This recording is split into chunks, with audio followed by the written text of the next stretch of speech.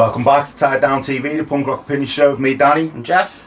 And as we approach what we have worked out to be probably our 24th year involved in the hardcore scene, we've decided to compile a list of 5 positives and 5 negatives being involved in a regional hardcore scene. I suppose we could only really talk for what we've experienced in the UK over the best part of 25 years. Yeah. I'm sure things are different in other parts of the world, but even so, they are different. I guarantee there's things that are universal that people would probably find as common ground as being positives of negatives all over in all different scenes all over the world. Yeah, definitely. That's like you say, it's universal, isn't it? Yeah. But also local to us, we're picking.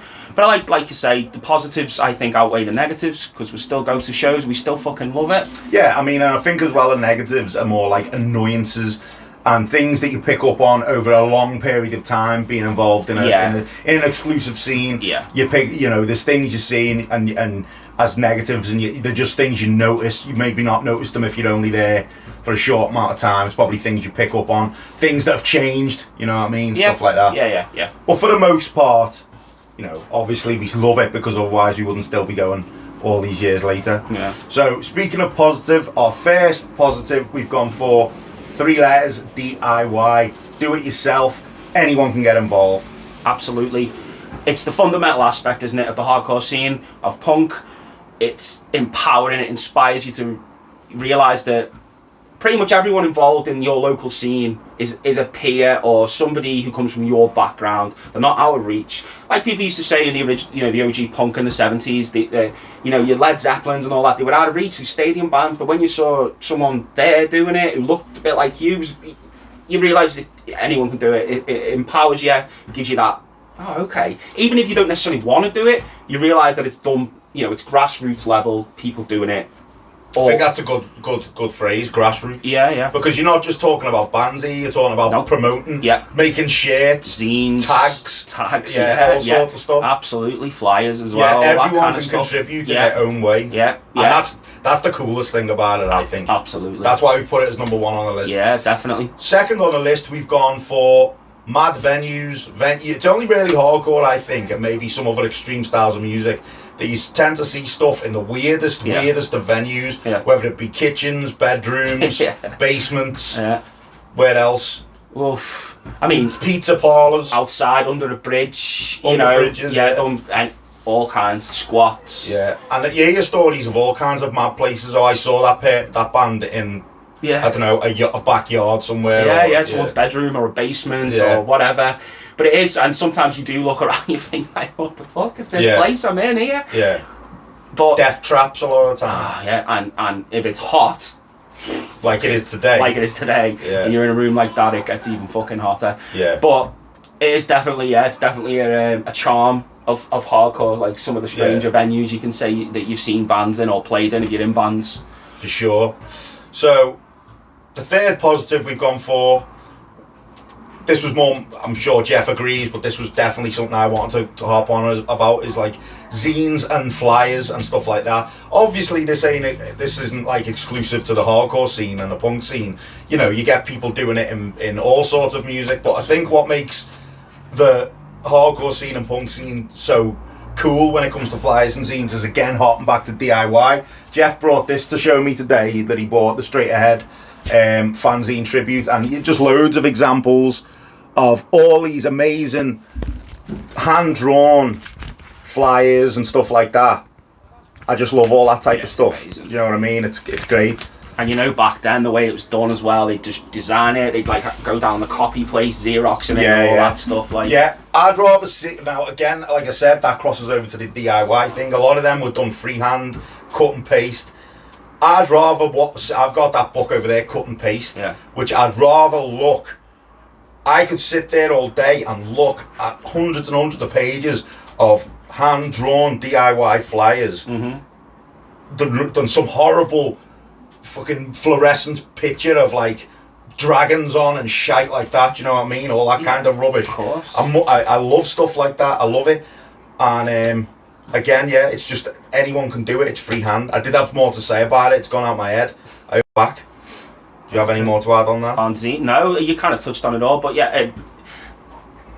They're more striking, like you say, because you can see how, you know, sometimes when they're freehand or they have like really interesting or cool fucking imagery done on them. Actually, that's what I want to say. Also, I think the importance of a design of a flyer I think it's important is sometimes underspoken, because I think as well, much like a movie or anything like that, I think a good striking flyer could be the difference between numbers in and numbers out of a gig. Yeah.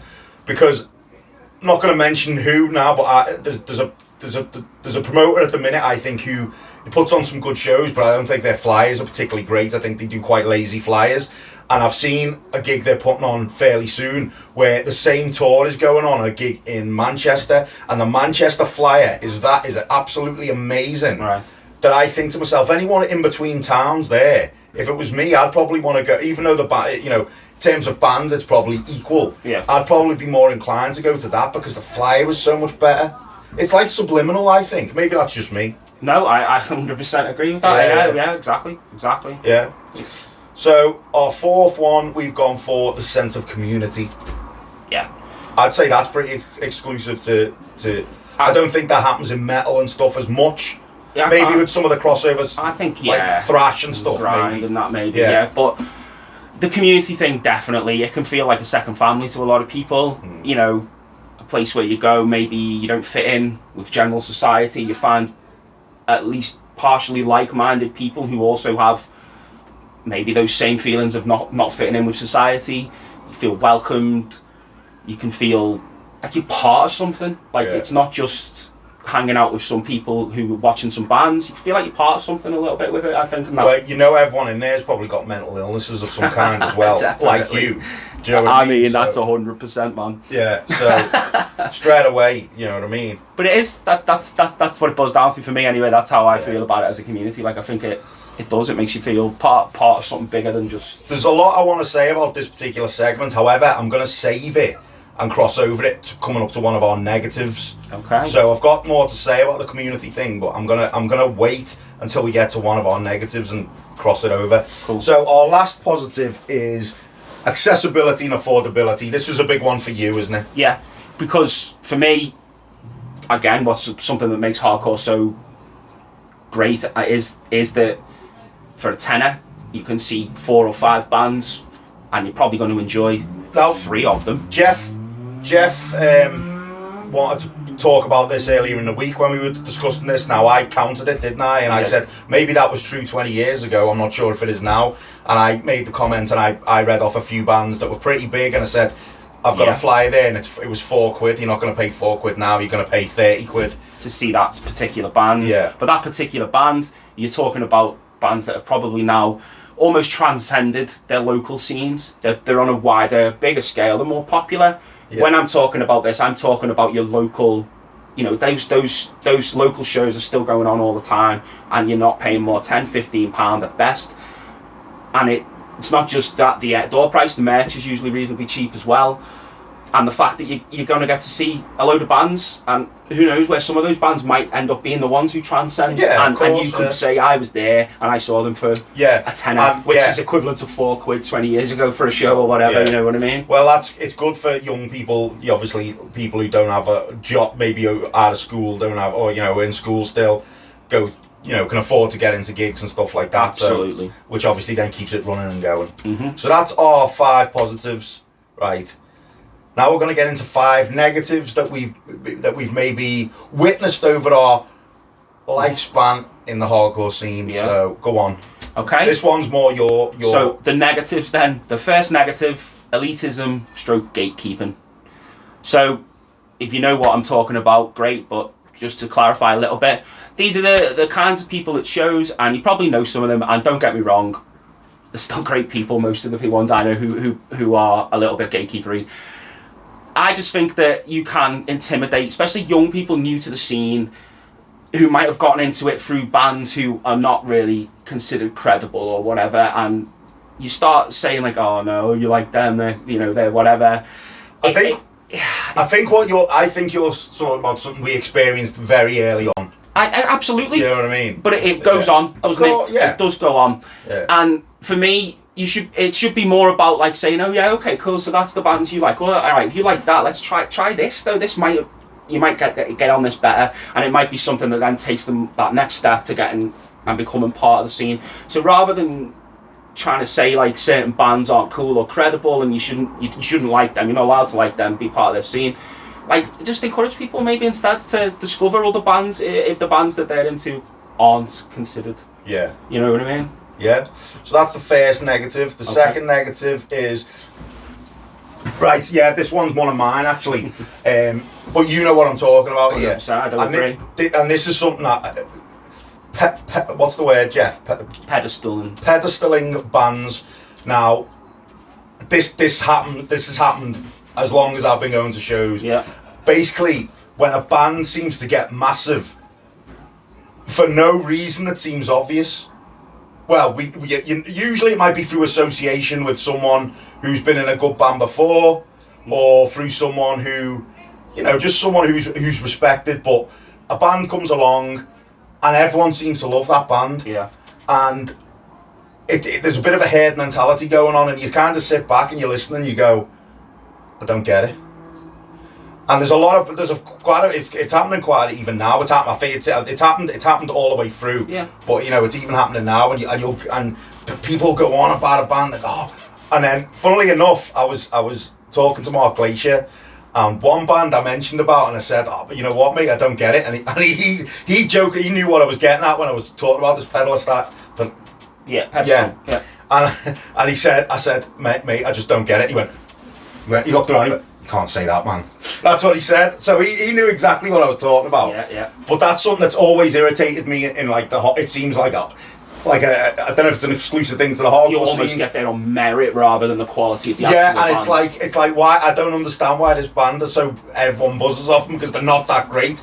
Usually, usually the bands are good enough to be revered to some degree, but some of them get to a level and it doesn't seem to be, and it's just like, I don't get this, I don't get why the music ain't that good. Yeah. Okay. You know what I'm talking about? Yeah, 100%. Cool. All right, next negative. It's a big one. Crowd killing.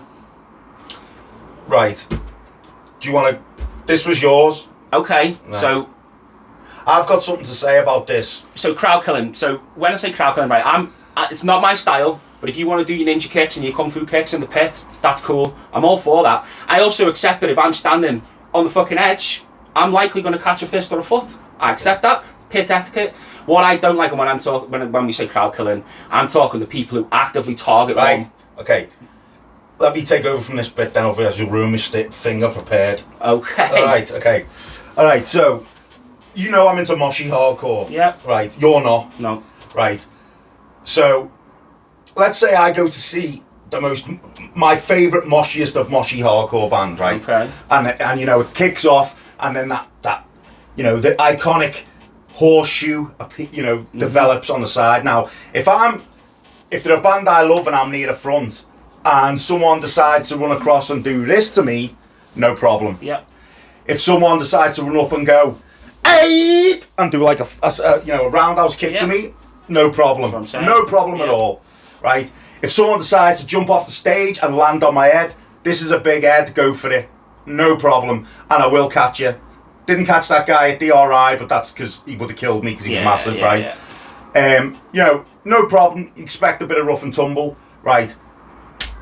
If I'm stood 5 people deep and someone charges through, grabs me by the head and starts going like that, yeah, exactly. That's when I've got a problem. Yep. And when you see that happening, you think to yourself, what the fuck are you doing? Yeah, well, that's... Like, and you see it quite a lot, don't you, now? Yeah. And I follow a few pages like Pick Kill, fucking whatever it's called on Instagram, and these are like videos, that get on there, and you look at some of the shit they're doing, it's like, what the fuck is going on? Like, what is going on here? Like, all right, this is what I was going to say about community. If I go to a show and I've been going for a long time, I might not know your name, but if you've been going for a long time, me and you, there's a togetherness there. Yeah. Do you know what I mean? Yeah. I'm obviously more like the younger Liverpool kids, like who we see every week. Yeah. I might not necessarily know your name, but trust me, I know who you are. And I'm not going to try and hurt you at a show. No. I'm just not going to try, because you usually sense that they're in it for the real thing. You want these kids to keep coming back. Yes. Do you know what I mean? And stuff like that. And I've always said that I feel like the only time violence in a way of to try and hurt someone is justified in hardcore is if an outside element comes in to try and ruin it. Now, the story I'm going to tell here, I've got the flyer somewhere. I'll get looted, put it in now. It was a Hoods Knuckle Dust deal with it. I think a Woken gig in Manchester, and a gang of skinheads turned up. Right, and they turned up to fight in the pit. You know what I mean? And it was like me, AJ, Rochi, a few other people. Alex Bentley ended up like fucking basically punching hell out of them while they were punching hell out of us. And I remember Waymo was like, "You all cool kids, stick together." You know, they were letting us know that if it really gets out of hand, even Knuckle Dust are going to jump in and you know what I mean? That was an example of an outside element coming in and just trying to be dickheads. Yes. That is when, for me, that's when fucking violence is justified at a show, right? Yeah. You should not be trying to fucking intentionally hurt your fellow hardcore gig goer. We're meant to be in it together. Exactly. Do you know what I mean? Yeah. Me, you, them, that person. We're meant to be in it together. That's my little moan about crowd killing. Cool. There you go. Anything to add? No. You took it in the what I was basically going to say anyway. Yeah. That's it. That's exactly it as well. All right. When you're targeting people three people deep. Yeah. It's when they've got them in headlock. You see them and they're going like that. Keep going and fucking it's like, slapping. what are you doing? It's not okay. It's not okay. Cool, well, the next one's all you, man. Oh yeah, it's going to sound like I'm having a right moan here. Johnny come latelys and flash in the pans. Now, I understand that not everyone who's going to turn up to shows is going to decide it's for them, and you are going to see people disappear after a couple of trips out. Yeah. What I don't like is, and I've seen this a lot over the years, is people who turn up for a year, give it the big spuds for that year, walk in like the fucking king, the kings, they're the fucking kings, and then they just disappear, you never see them again. Yeah.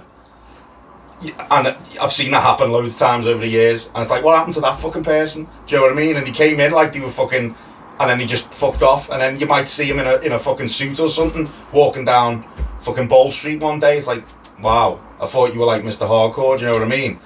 Like I said before, you might not get like, not everyone is going to decide it's for them. No. But, you do get these dickheads, don't you, who fucking give it the big one for 6 months and then disappear. Yeah. Okay. Last negative. So people who come and do it for the wrong reasons. So. This is a big one in Liverpool at the minute, isn't there, with people, there's other promoters who are maybe trying to cash in on something that's popular again at the minute. Definitely, and that is a big one. And when it was a big one when we started. I was going to say when we started going to shows, and because that was like the early 2000s, and when hardcore almost went mainstream at one point, didn't it, with metalcore and post-hardcore and all that stuff. So people were trying to, and there was people you could tell, they were there for the profit or whatever. You could tell the soul wasn't in it. Well. One thing as well, I always say, is once you've been involved for a while, you can tell who the real ones are. Yeah, definitely. Do you know what I mean? You can definitely tell who the real ones are. Yeah. Whether it be through body language, whether it be through just speaking to them. You just watch people sometimes at shows, and when a band's playing, and you can see it on the face, a little grin or a nod, and just something hits right on the song. That person's there because it's there for them, isn't it? You know what I mean? So whether it be profit or to get their end away, whatever. I mean, that's definitely what a factor I would imagine as well. But people who don't seem to get what it's really about, or don't even want to know what it's really about. They're doing it for their own gains, whatever that might be. Cool. Yeah. There's a saying, I remember someone said to me once, if you're not now, you never were. It's a very good saying. Good saying, and it's true. Well, on that note, that's the end of our positives and negatives. Shout out in the comments, any we've missed, any you think that definitely needed mentioning. And you know the drill. Give us a like and a subscribe, and ring that bell for notifications. Jump on the Instagram and Facebook, give us some follows, messages, likes. We'll see you all next time.